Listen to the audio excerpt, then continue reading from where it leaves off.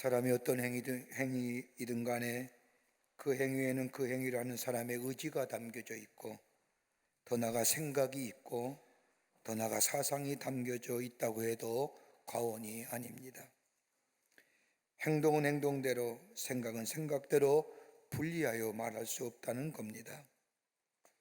우리가 자주 사용하는 말 가운데 부지중이라고 하는 말, 또 무의식 중이라고 하는 말을 하지만, 알고 보면 무의식 또한 의식적인 행동이 반복되면서 이제 행동만 남고 의식이 뒤에 감추어진 것을 말할 때에 무의식, 부지중이라고 말합니다.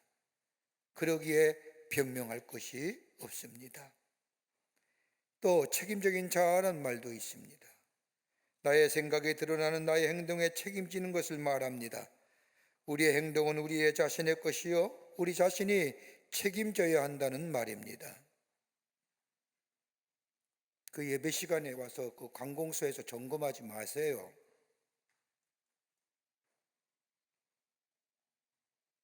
그 예배 시간에 들어오지 말게 하세요.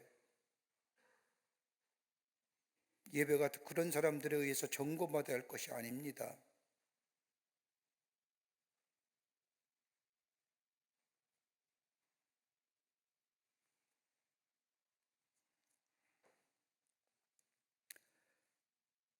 마케팅 전략 가운데 전파론이라는 것이 있습니다.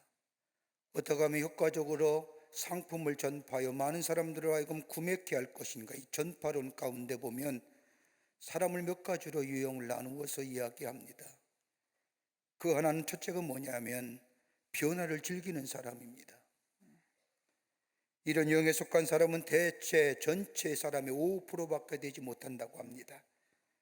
이런 유형의 사람은 변화를 즐기고 모험을 좋아하고 호기심이 많고 항상 창의적인 것으로 치닫는 유형의 사람을 가리켜서 변화를 즐기는 사람이라 이야기합니다.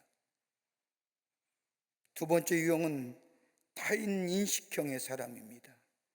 이런 유형에 속한 사람은 전체 사람의 20%에 해당하는 사람으로서 아주 소극적인 변화를 원하며 다른 사람과의 조화를 이루려고 합니다. 또한 다른 사람과 부딪히지 않으려고 합니다. 다른 사람이 자신을 어떻게 볼까 이런저런 것을 생각하다 보니 자신의 삶에 진정한 변화를 꾀할 수 없는 사람의 유형입니다. 세 번째 유형은 추종자형이 있습니다. 대체로 70%가 이런 유형에 속하는 사람들입니다. 이런 사람은 무조건 다른 사람이 하면 하는 대로 따라갑니다.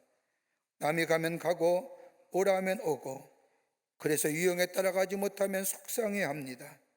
남이 입은 대로 따라가지 못하면 마음이 아파합니다.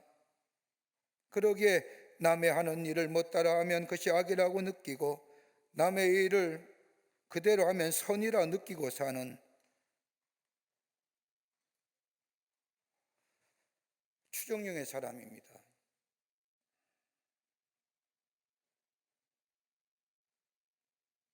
그 권사님, 관공서에서 오신 분 나가라 그랬어요.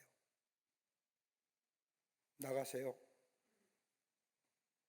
예배 드리는 거 자꾸만 사진 찍는 거 아닙니다. 나가세요. 빨리 나가세요.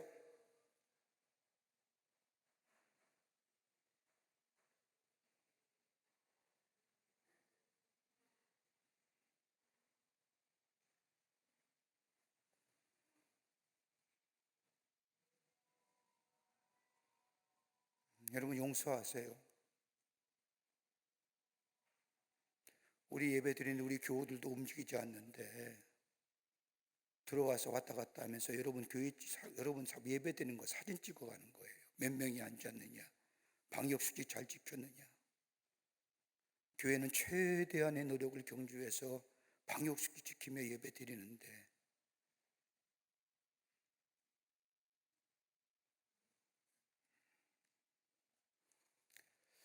어디까지 설교했는지 모르겠습니다.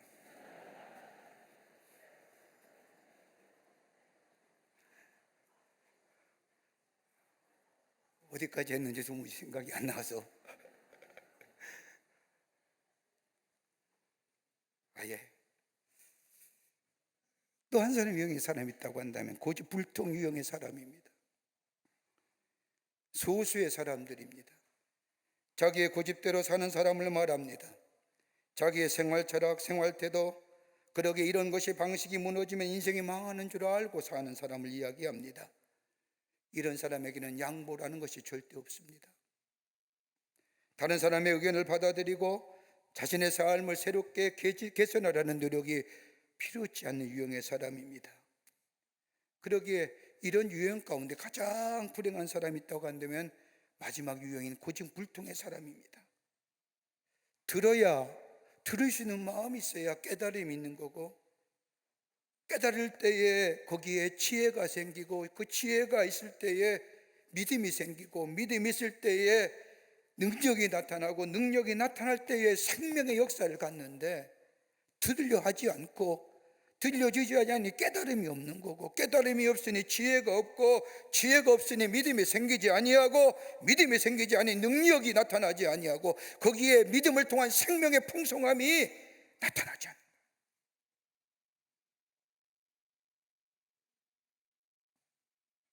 성경에 이런 유형의 사람을 굳이 찾는다고 한다면 수가성 여인의 모습을 볼 수 있습니다. 예수님께서 수가동네 우물에 앉으셨다가 그것에 물길로 나왔던 여자를 만나고 그에게 복음을 전하시지요. 그리고 신비롭고 차원 높은 귀중한 말씀을 하십니다. 내가 주는 물을 마시는 자는 영원히 목마르지 아니하려니와. 이 말을 들은 수가성 여인이 그런 물을 나에게 주어 물길로 나오지 않게 해주시옵소서라고 이야기하지요. 예수님은 목마르지 않는 생명의 수를 얘기하는데, 이번 주 우리가 호렙산 기도의 주제가 여기 나오는 것처럼 생수의 강이 널러 넘쳐라라고 하는 말씀처럼 예수님은 생수, 목마르지 않는 생명의 물을 얘기하는데, 이 여인은 육신의 갈증을 해결할 물을 얘기합니다. 또 한 사람이 있다고 하면 니고데모란 사람일 겁니다. 당시의 종교 지도자요 바리새인입니다. 예수님께서 그에게 말씀하시기를 내가 거듭나야 하겠다고 하는 말씀에 배웠다는 사람이고, 나름대로 종교의 지도자이며 사회적 지위가 있는 사람이 이 예수님의 말씀에 사람이 늙으면 어떻게 다시 태어날 수 있사옵나이까? 두 번째 모태에 들어갔다가 날 수 있사옵나이까? 전혀 다른 것으로 이야기하는 이 모습, 여러분, 이렇게 안타까운 모습이 어디 있을까요? 오늘 본문의 말씀도 이와 유사한 말씀입니다. 예수님께서 보리떡 5개와 물고기 2마리로 5,000명을 먹이시고 얼마가 지난 후에 제자들과 함께 배를 타고 갈릴리 호수를 건너가시지요. 얼마쯤 가시다가 배 안에서 제자들에게 바리새인과 사두개인들의 누룩을 조심하라고 말씀하십니다. 예수님의 말씀 가운데 누룩이란 말이 나오자 오늘 본문의 말씀을 보면 제자들은 그 누룩을 빵으로 생각하고 빵을 가지고 오지 못함을 알고 예수님께서 빵에 관하여 말씀하시는가 생각하며 서로 빵 가져오짐을 인하여 시비가 붙습니다. 본문에 나오진 않지만 배 안에 이런 일들을 유추해 보면 아마 이런 장면의 것들이 생각나지 않을까요?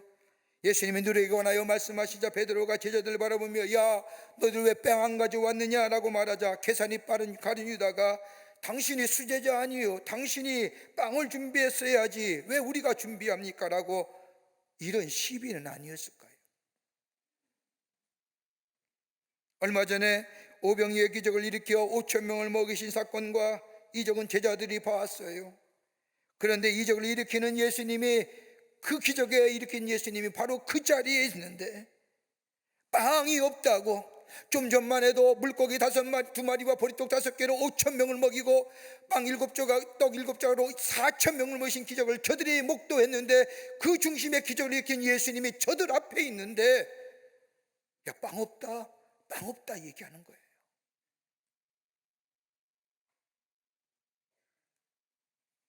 이 모습을 본 예수님께서 제자들을 향하여 왜 이렇게 깨달음이 없느냐라고 책망하시며 왜 기억하지 못하느냐, 다른 말로 하면 지금 내가 빵의 얘기를 하는 거냐, 빵의 문제를 이야기하느냐라고 말씀하시며 아직도 깨닫지 못하느냐라고.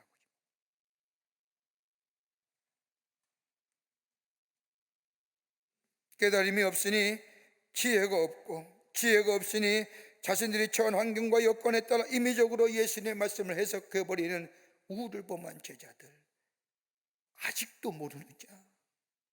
아직도 깨닫지 못하느냐. 오늘 이렇게 예수님이 말씀하신 이유가 어디 있을까요? 이 말씀은 저 2000년 때는 예수님의 제자들에게 하신 말씀이 아니라 오늘 우리에게도 성령이 우리에게 하시는, 아직도 알지 못하느냐, 아직도 깨닫지 못하느냐. 이렇게 본문의 말씀을 통하여 함께 몇 가지로 나누고 영적인 의미와 은혜를 나누고자 합니다. 첫째는 생명의 말씀이 들어야 된다는 겁니다. 오늘 본문의 말씀을 보십시오. 예수님은 누룩에 관하여 말씀하시는데 제자들은 누룩으로 부풀어진 빵에 대하여 얘기합니다. 예수님은 더 나아가 빵에 담겨진 생명을 말하는데 제자들은 단순히 육신적인 배불림의 의미에 관하여 먹는 빵으로만 생각합니다. 예수님이 무슨 말씀하시는지 제자들은 깨닫지 못하는 겁니다. 여러분 가만 보세요. 우리 주변에도 사람이 말할 때 사람마다 듣는 태도가 다르다고 합니다. 어떤 사람 말귀를 알아듣지 못하는 사람이 있습니다. 이러한 사람은 자세히 설명해 주면 나중에 이해가 되지요. 또 어떤 사람은 처음부터 듣지 않으려는 사람이 있습니다. 교만한 사람이지요. 마치 상대방 하는 이야기 다 아는 것처럼 처음부터 듣지 않으려고 하는 사람. 여러분 이런 사람 한테 이야기하면 기분 나쁘지요. 또 한 부류의 사람은 듣지 않기로 처음부터 결심한 사람. 이런 사람은 불쌍한 사람입니다. 대체로 이런 사람은 자기 주장이 강한 사람입니다. 이런 사람에게는 깨달음이 없습니다. 여러분 신앙생활도 마찬가지입니다. 들려온 하나님의 말씀에 귀 기울일 때 오늘 내게 하나시는 하나님의 말씀이 나의 마음 깊은 곳에 울림이 되고 열떨림이 되고 열림이 되고, 그럴 때 내 안에 지혜가 생기고, 지혜가 생기면 우리 안에 믿음이 생겨지고, 그 믿음이 우리의 삶의 능력으로 나타나게 됩니다. 그 능력이 우리에게 생명의 역사를 가져다 주는 거예요. 여러분 복음서나 사복음서의 말씀을 가만히 보세요. 예수님의 말씀은 언제나 어디서나 무슨 말씀을 하시든지 그 말씀의 주제는 하나님의 나라에 관한 것이요 결코 물질적인 것이 아닙니다. 예수님은 땅의 것에 대하여 얘기한 적이 별로 없습니다. 무엇을 먹을까, 무엇을 마실까, 무엇을 입을까, 여러분 땅의 것이지요. 그거 염려하지 말아라. 저 들의 백합과를 봐라. 공중에 나는 새와 봐라. 하나님이 저들 다 입이시고 먹이시니 하물며 나의 형상으로 지음받은 너희들이야 그냥 우들이야. 너희는 먼저 하나님의 나라와 의를 구하라. 다른 말로 하면 신령한 것을 먼저 너희 가운데 사모하는 자 되라.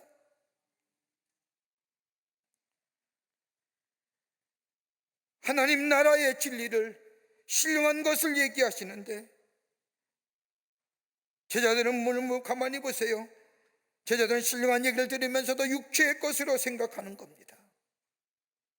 먹는 것. 어느 목사님의 간증집에 나오는 이야기인데 그 이야기가 항상 제 머릿속에 떠나지 않는 이야기가 하나 있습니다.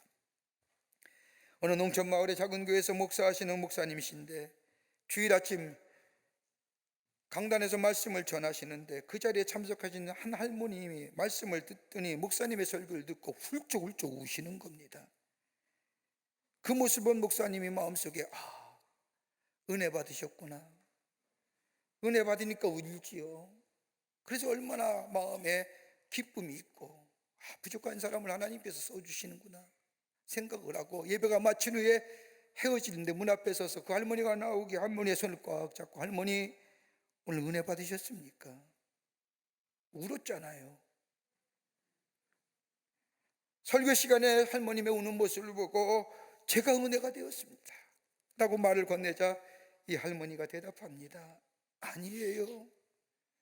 목사님의 설교에 은혜 받은 것이 아니라 목사님의 설교 시간에 소리를 지르는 것을 보니 염소 새끼가 죽을 때 내던 소리와 같아 죽은 염소가 생각나 불쌍해서 웃었습니다.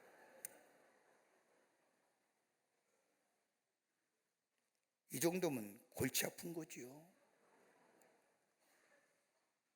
제가 반면 교사로 생각합니다. 제자들 지금 얘기한 누룩 조심하라는 거예요. 그런데 빵 생각하는 거예요. 하나님의 말씀을 전하고 하나님 나라의 이야기하는데 육신의 것들을 생각해요. 마치 이런 얘기예요. 복받으라 라고 얘기하는데 복받으라는 얘기를 마치 우리의 육신의 육체의 물질에 환경의 여건에 대해 복을 얘기하는 것이야. 복받은 건 신령한 복 받아야 되는데, 하나님 나라의 영원한 생명의 복, 하나님이 나를 지키시고 인도하시는, 나를 제어 나를 인도하실 뿐만 아니라 나의 삶의 보호자가 되어주시는 그 신령한 복을 생각해야 되는데, 복받으라 할 때에 육체적이고 땅의 것들만 생각하는 지체들의 모습이에요. 여러분, 신령한 사람은 저 바깥을 보면서도 하나님을 생각하고, 공중에 나는 새를 바라보면서도 하나님이 먹이신다는 것을 생각하며, 소금을 볼 때마다 정말로 우리 예수님이 말씀하신 것처럼 내가 이 땅에 살면서 내가 속한 공동체에서 소금같이 맛을 내는 존재로 살고 있는가 생각하며, 옷을 갈아입으면서도 바울이 저 갈라디아 교회의 성도들에게 얘기한 것처럼 너희가 그리스도의 옷을 갈아입으라는 것처럼 내가 정말로 예수 그리스도의 옷을 갈아입고 사는가.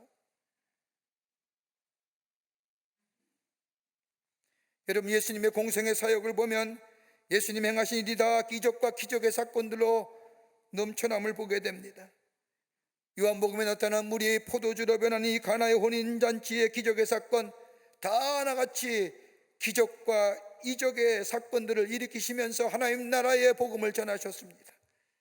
여러분, 이적이 무엇일까요? 이적에 대해 성경은 세 단계로 우리에게 설명하지요. 그 하나가 뭐냐? 테라스 하는 거예요. 이적이에요. 영어의 표현으로 말하면 wonder, miracle이라고 얘기하는 거예요. 인간의 상식으로는 이해되지 않는 사건들, 우리의 경험으로 이해가 되지 않는 것을 가리켜서 이적이라고, 테라스라고 얘기합니다. 초월적인 사건, 초월적인 일. 또 하나 또 간다면 dynamis라고 얘기하는 거예요. 이적은 dynamis의 능력이라고 얘기할 수 있는, 이적인 하나님의 능력이 나타났음을 말합니다. 이적이나 사건 속에서 보이지 않는 하나님의 능력이 나타났다고 보는 것입니다. 이적을 통하여 하나님의 능력을 경험하게 됩니다. 또 하나 있다면 세메이온이라고 얘기해서 표적입니다. 사인입니다. 표적이란 단순히 사건이 아니라 그 속에 하나님의 말씀이 있다는 겁니다. 표적을 볼 때 거기에 담겨진 하나님의 말씀을 읽을 줄 알아야 된다는 겁니다. 지나가는 사건이 아니라 거기에 깊은 하나님의 말씀과 뜻이 담겨져 있다는 겁니다. 여러분, 이스라엘 백성이 출애굽하여 홍해를 건너는 사건 보세요. 그냥 이스라엘 백성으로 하여금 홍해를 건너게 하셨을까요? 뒤에는 애굽의 병정들이 쫓아오지요. 앞에는 홍해가 가로막습니다. 그때 하나님께서 모세를 통하여, 모세가 든 지팡이를 향하여 홍해를 내려 칠할 때 홍해가 갈라졌습니다.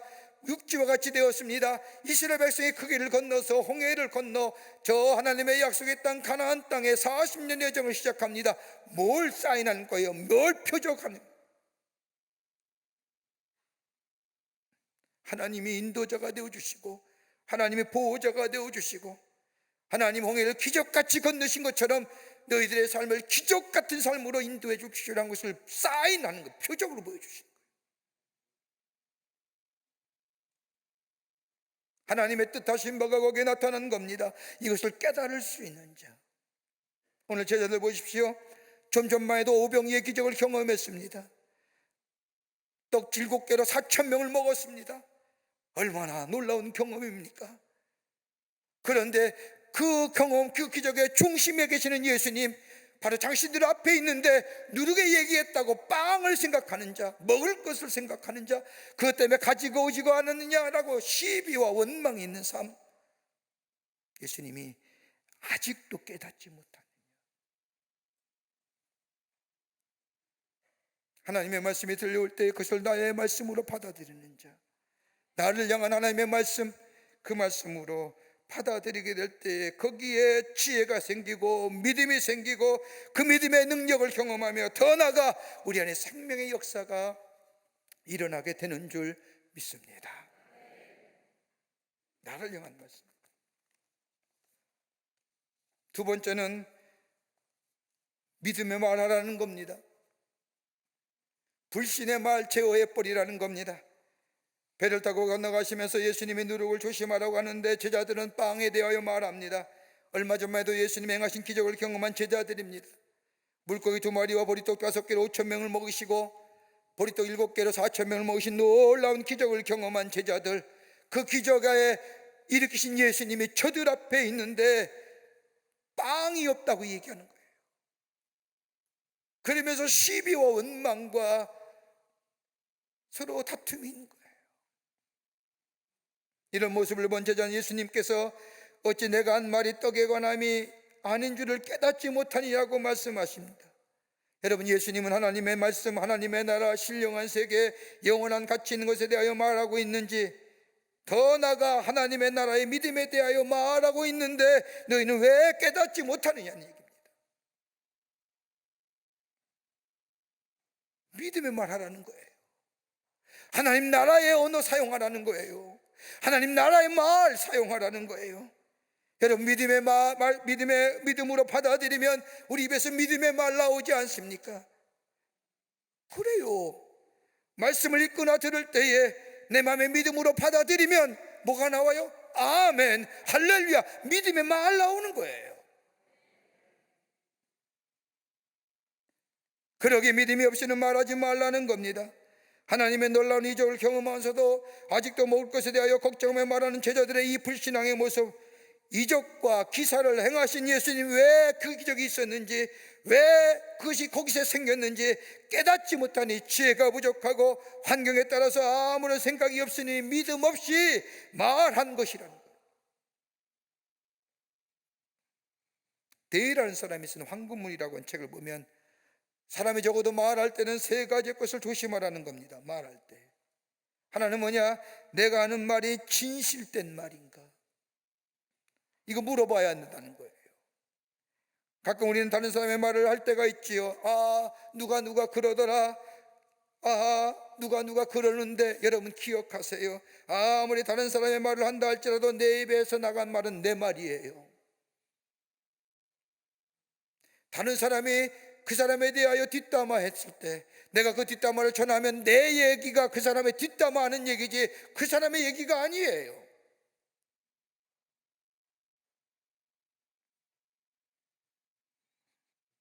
내게 듣는 사람은 다른 사람의 말을 듣는 것이 아니라 나의 말을 듣는 겁니다. 그러기에 내가 하는 말에 내가 책임질 수 있어야 됩니다. 또 하나, 지금 하는 말이 진정 내가 해야 하는 말인가 생각해 보라는 겁니다. 지금 하는 말이 정말로 내가 해야 하는 말인가, 필요한 말인가 물어봐야 한다는 겁니다. 말이란 사관과 시간과 장소에 따라서 다릅니다. 그 말이 정말로 그때에 필요한 말인가? 제가 고등학교 다닐 때 제 친구 녀석 가운데 철봉을 잘하는 친구가 있었어요. 철봉을 딱 손잡으면 막 돌아요, 회전을. 어떻게 저렇게 할 수 있을까? 근데 이 친구는 꼭 철봉하려고 하면 그 앞에서 꼭 우통을 벗고 해요.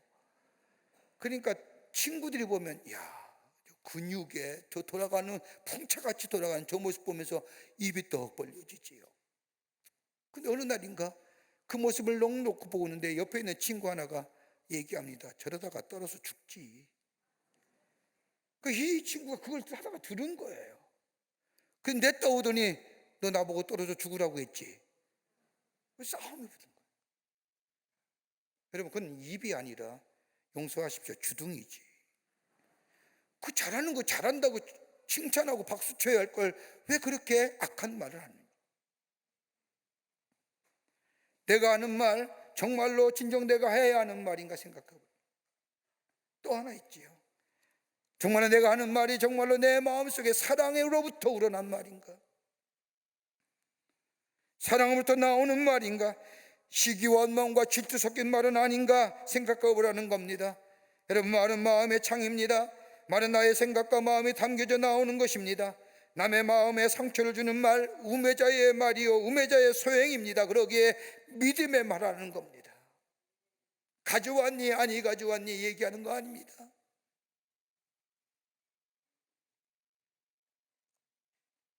누가복음 7장 이하의 말씀을 보면 막달라 마리아가 예수님께 나와서 옥합을 깨뜨리고 귀한 향유를 예수님께 붓는 장면, 그리고 자신의 머리털로 닦고 그 발에 입 맞추는 이 기사가 나옵니다. 누가복음 7장 38절의 말씀을 보면 예수의 뒤로 그 밭 곁에 서서 울며 눈물로 그 발을 적시고 자기 머리털로 씻고 그 발에 입 맞추고 향유를 부으니, 여러분, 이처럼 아름다운 사랑의 표현이 어디 있을까요?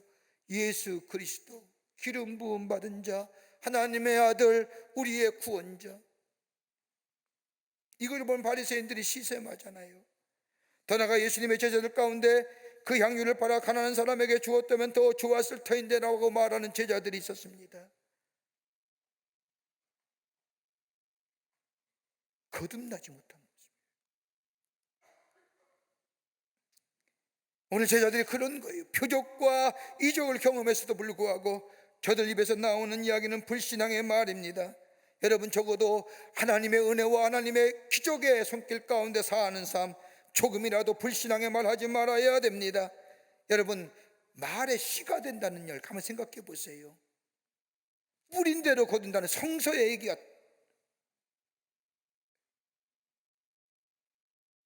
거듭난 심령, 신령한 사람은 하나님을 생각하지요.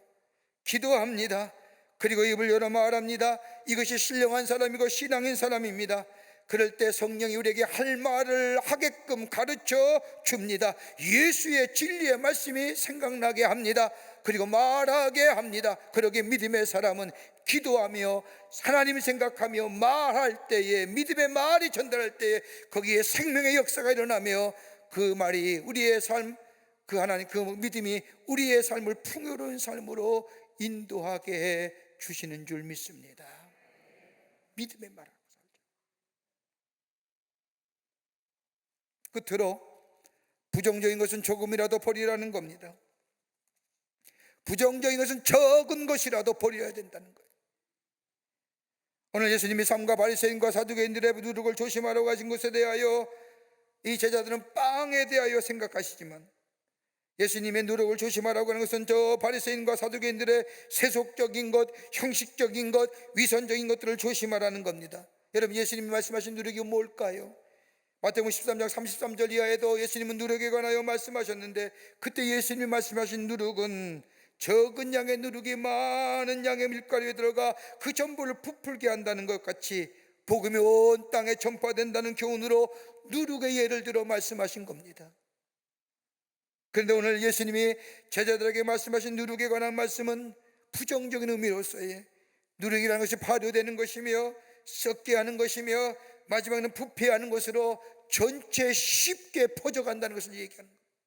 다른 말로 말하면 사두개인들과 바리새인들의 저 세속적이고 형식적이고 위선적인 것들이 쉽게 빠르게 많은 사람들에게 전파되어 간다는 것. 그러기에 조심하라는 겁니다. 신앙의 형식주의와 외식주의와 사단의 역사와 관계운들 조심하라는 겁니다. 근데 제자들은 떡만 생각하는 거예요. 깨달음이 없으니 지혜가 없는 겁니다. 여러분, 지혜와 지식과는 다른 겁니다. 지혜라는 것은 사건에 부딪히면서 경험하게 되는 것이 지혜입니다. 몸으로 부딪히며 깨달음이 주는 것, 깨달음이 지혜를 주고 지혜가 믿음을 주고 믿음이 능력을 가져다 줍니다. 그런데 지식은 들으면서 기억되고 기억이 축적되면서 논리적으로 정돈하여 이해됨으로 얻어지는 것이 지식입니다. 여러분, 우리네 어른들 보세요. 어르신네들 배움이 부족하지만 삶의 경험으로 축적된 지혜가 얼마나 많아요. 그 지혜가 삶 속의 능력으로 임하여 생명의 역사를 일으킵니다. 하나님을 만나며 하나님을 부딪히며 하나님으로부터 주시는 놀라운 삶의 지혜의 능력, 거기에 생명의 역사를, 그러기에 여호와를 경외하는 것이 지혜의 근본이라고 얘기한 이유가 여기 있는 겁니다. 하나님을 만나면 만날수록, 하나님과 부딪히며 삶에 하나님의 은혜와 사랑이 경험되면 경험되어질수록 우리의 삶 속에 그것이 믿음화되고 그것이 능력이 되고 그것이 생명의 역사를 일으킵니다. 여러분, 예배드리면서 처음에 잘 못하는 기도지만 하나님께 자신의 전 모든 삶을 낱낱이 하라는 것으로 시작된 기도의 생활이 시간이 지나면 지날수록 기도의 삶에 익숙해지게 됩니다. 이제는 기도하지 않고는 하루도 살 수 없을 정도가 되어갑니다. 그러면서 말씀을 들으면서 내가 알지 못하고 깨닫지 못했던 하나님에 대한 일들을 알게 되고 경험되어집니다. 이렇게 되면 믿음이 뭐예요? 성숙되어져 가는 거예요. 믿음 안에 사는 거예요. 이 삶에는 흔들림이 없어요. 우리 안에 두려움이 있으세요? 성경은 여호와를 경외하는 자에는 견고한 의뢰가 있나니 그 자녀들에게 피난처가 되리라. 이 하나님의 말씀이 내게 믿음화되기 때문에 두려움을 이겼을 수 있는 겁니다. 여러분 마음에 소원이 계세요? 하나님 우리에게 말씀하신 것처럼 자기를 경외하는 자들의 소원을 이루시며 그들의 부르짖음을 들으사 구원하시리로다. 이 말씀이 내게 믿음화됐기에, 내 마음에 간절한 소원이시면 이 믿음이 있기에 하나님 앞에 기도하며 나아갈 수 있는, 그래서 믿음의 역사와 믿음의 능력을 경험하게 하는 거예요.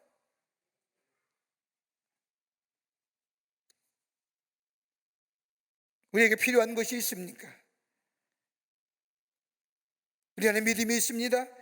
시편 34편 9절과 10절의 말씀처럼 너희 성도들아 여호와를 경외하라. 그를 경외하는 자에게는 부족함이 없도다. 젊은 사자는 궁핍하여 죽을지라도 여호와를 찾는 자는 모든 것 좋은 것에 부족함이 없으리라고 하는 이 말씀이 내 안에 믿음으로 믿어지기에, 이것이 내게 능력이 되기에 우리 안에 생명의 역사를 일으키는,